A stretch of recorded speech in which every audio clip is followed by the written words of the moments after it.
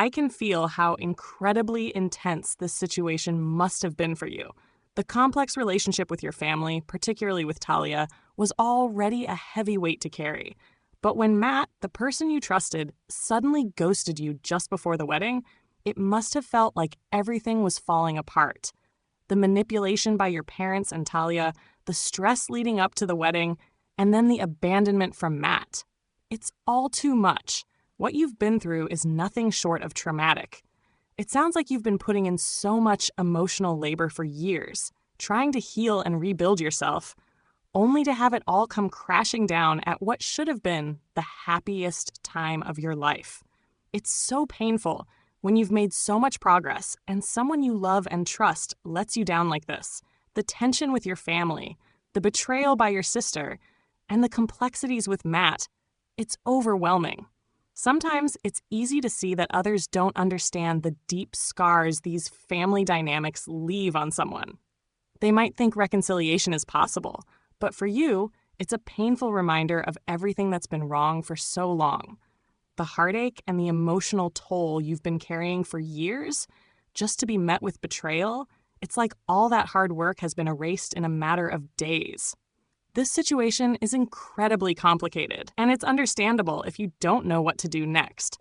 When people who are supposed to have your back, especially your partner, start pulling away, it makes you question everything you thought you knew about love and loyalty. The last thing you needed was this kind of test just before you were supposed to start a new chapter in your life.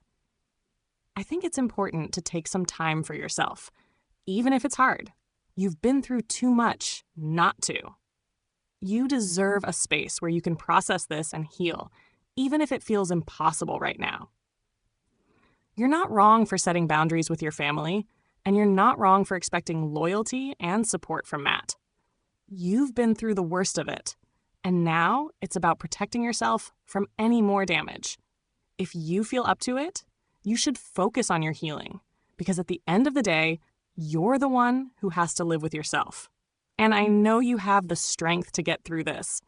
It's just going to take time, but eventually you'll be able to move forward, even if I feel like it's not possible right now.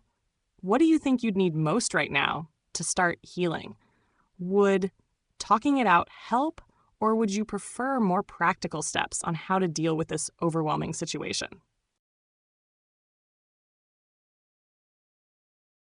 It wasn't until the next morning that I realized what had happened. I checked my phone expecting Matt's usual texts, but there was nothing. No apology, no message asking if I was okay, no sign that he cared about how I was feeling. I felt a wave of confusion and anxiety hit me. Was this really happening? Why wasn't he reaching out? I sat on the edge of the bed, the faint sounds of traffic from the street below in the background, trying to piece things together.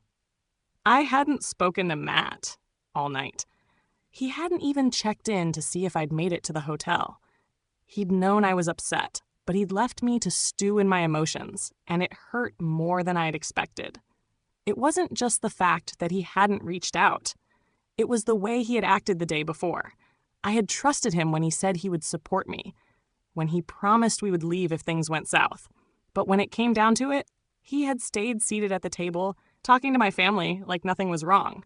I felt like I was the last priority. Again, eventually I texted him, something simple. We need to talk. The message felt cold as I hit send, but it was the only way I could communicate what I was feeling without losing control of my emotions. He called almost immediately. His voice was calm, apologetic, but there was an edge to it. He said he'd been giving me space, that he didn't want to push me.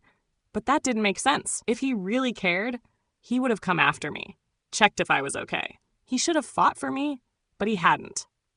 And that's when I realized he hadn't understood the depth of the trauma I was still carrying. The kind that came from years of feeling abandoned, unloved, neglected by the very people who were supposed to support me. I told him what I needed, that I needed him to show up, to be there for me, not just sit back and hope everything would be okay. I needed him to fight for us, for our relationship.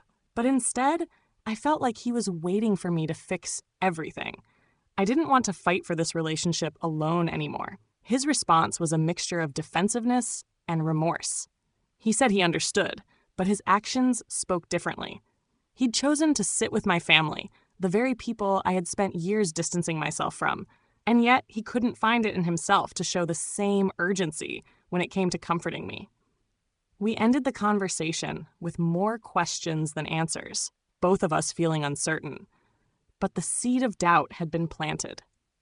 Could I really marry someone who didn't fully understand the depth of my pain?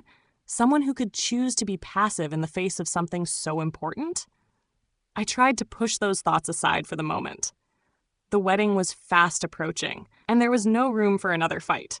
At least, not until I was able to clear my head. But deep down, I knew something had shifted. The truth was undeniable. The man I was about to marry had let me down when I needed him the most. As the days passed, I threw myself into wedding preparations, trying to keep busy, trying to numb the growing sense of dread in my stomach. I was supposed to be excited. I had once thought I was marrying the man of my dreams, someone who would finally love me the way I had always wanted to be loved. But now, the closer the day came, the more I felt that the life I had worked so hard to build was slipping through my fingers. I knew I had to make a decision, and I had to make it fast. Could I trust him? Could I marry him knowing that he hadn't fought for me when I needed him to? Or would I be settling for a life that wasn't what I wanted, that didn't make me feel valued?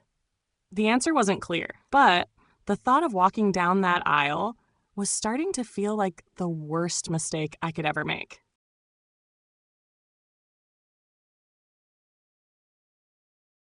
The days leading up to the wedding felt like a blur.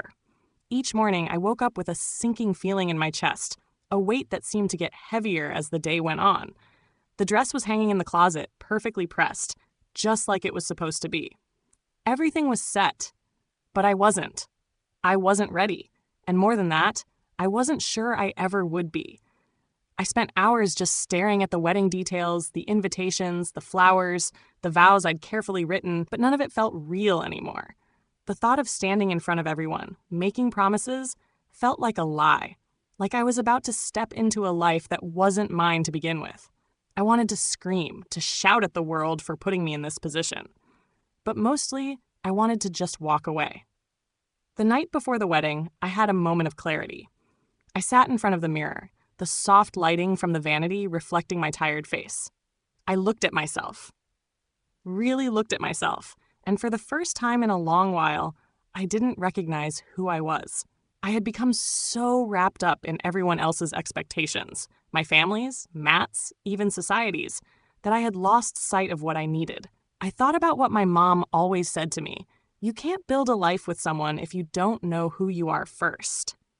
The words came back to me like a whisper from the past, reminding me that I had never really taken the time to figure out who I was outside of all these roles I'd been playing: fiancé, daughter, sister, friend. I had sacrificed pieces of myself for the sake of others, and now it felt like I was about to sacrifice everything. I thought about Matt, about how much I had wanted to believe in us, how much I had wanted to feel secure in his love. But now, in the silence of that hotel room, the truth hit me like a wave. I had been living in a fantasy, convincing myself that love would fix everything. But love wasn't supposed to feel like an obligation, like something I had to beg for or settle for. I needed someone who could see me, someone who could stand with me, not just beside me. I needed a partner who would fight for me when I was weak, not sit back and wait for things to get better on their own. Matt wasn't that person. At least not in the way I needed him to be. I took a deep breath and picked up my phone. My fingers hesitated over the screen as I thought about what to say. I could feel the weight of this moment in my bones. Should I tell him now? I wondered. Should I cancel everything? But then I realized canceling the wedding wasn't enough. I couldn't just walk away from this and pretend it never happened. I had to face it. I had to face myself. I called him. Matt, I said when he answered. My voice was steady, but inside, I was trembling. I don't think I can go through with this. I'm sorry, but I don't think I'm ready to marry you. There was a long silence on the other end. I could hear his breath catch, then the sound of him shifting, trying to find words that might make this better. What do you mean? Are you serious? We've planned everything. We've talked about this. I know, I interrupted, my heart pounding. But you're not listening. I'm not ready to be your wife. Not because I don't love you, but because I don't love myself enough to take that step with you. Not like this. I've lost myself in all of this, and I need to find me first before I can give myself to anyone else. And right now, I don't think you understand that. Another silence, then a quiet sigh. I thought I was doing the right thing. I didn't want to push you, but I should have been there more for you. I should have done more to show you how much you mean to me. I closed my eyes, fighting back the tears. It's not just about what you do, Matt. It's about us, about how we communicate, how we understand each other. And right now, I don't think we're there. We ended the call without saying much more. I wasn't angry with him, but I knew deep down I was letting go. I had to. The next morning, I packed up my things, gathered the few belongings I had brought with me, and left the hotel. I walked out into the crisp morning air, the weight on my shoulders finally lifting. I wasn't sure where I was going, but I knew I wasn't going to walk down that aisle. Not today. Not ever. I wasn't ready for the life I had been about to step into, and for once, I was okay with that. As I walked away from the plans I had spent months making, I felt a strange sense of peace. For the first time in a long time, I felt like I was doing something for me, something that would help me find my own path, and that was all I needed.